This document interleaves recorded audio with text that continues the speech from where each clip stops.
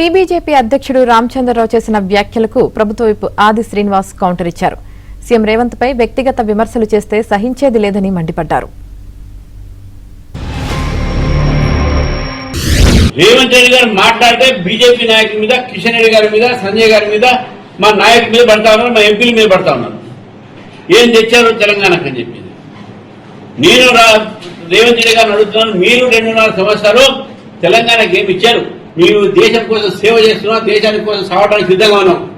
మీరు మాత్రం ఒక కుటుంబానికి, ఇటలీ నుంచి కుటుంబానికి మీరు ఈరోజు గులామీ చేస్తున్నారు. తెలంగాణ ప్రజల డబ్బుని వాళ్ళకు ధారాదత్తం చేస్తా ఉన్నారు. వాళ్ళకు ఏటీఎం గా మారేది తెలంగాణ. ఈరోజు Telangana became ATM for AICC. ఇక్కడి నుంచి ప్రతి నెల వాళ్ళకు మామూలు ఓటము, వీళ్ళు పోయి గులాం గురి చేయడము, నా ముఖ్యమంత్రి పదవి సేవగా ఉంచుకోవాలని వాళ్ళంటాము.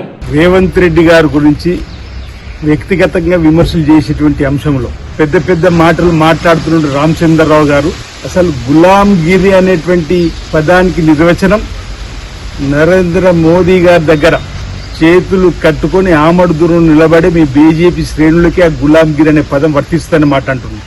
తెలంగాణ రాష్ట్ర ప్రయోజనాలను పణంగా పెట్టి మీ పదవులను కాపాడుకునే ప్రయత్నం చేస్తున్నారు తప్ప తెలంగాణ రాష్ట్రంలో పండించినటువంటి రైతుల ధాన్యాన్ని మొత్తం కొనిపించలేని వాళ్ళు మీరు దద్దమ్మలు. మా గురించి మాట్లాడే అర్హత మీకు ఉందని మేము అడుగుతా ఉన్నాం. తెలంగాణ రాష్ట్రంలో ఏ ఒక్క ప్రాజెక్టు కూడా కేంద్రం నుంచి నిధులు తీసుకురావడంలో సఫలం కాలేని వైఫల్య నేతలు మీరా. ఈరోజు మా ముఖ్యమంత్రి రేవంత్ రెడ్డి గారి చిత్తశుద్ధి గురించి మాట్లాడేది.